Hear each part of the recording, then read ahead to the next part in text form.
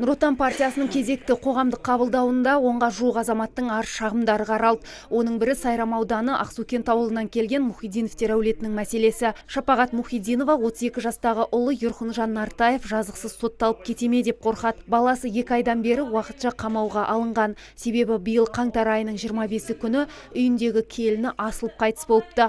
Ал арада жарты жыл уақыт өткенде келіннің ата-анасы қыздарының өлімін күйеу балдарынан көрген. Біз прокурордың санкциясымен мәйітке эксгумация жасадық. Еще біз оны жалғыз экспертіміз комиссион жасадық, чтобы осының әңгіме болмасында. Комиссионы сот дәрігерлік сараптамасының қорытындысын алып, сол қорытындыға сәйкес біз шешім қабылдап отырмыз. 99-ші бап қасақана кісі өлтіру деген.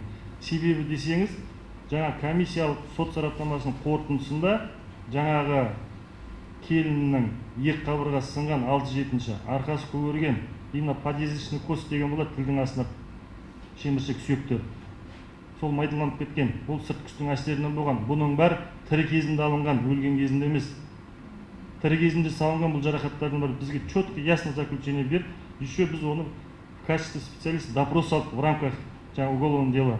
Содан кейін прокуратурамен барлығымен согласован, вердикт жасалып, қамауға алынып, қазір бұл кісілер менің приемында болып, бірнеше уәждер келтіріп жатыр, өзінің куәлерін алып келіп жатыр.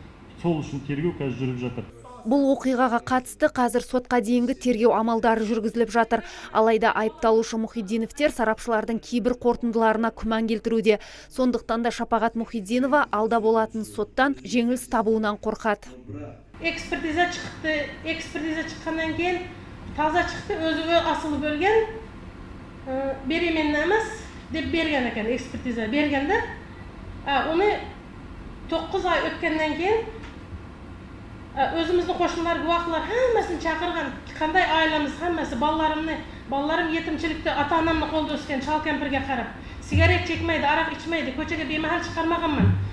Пеш жұмалыға азар бермей деген балаларда енді 9 айдан кейін ДВД-ға шақырып жүрді деген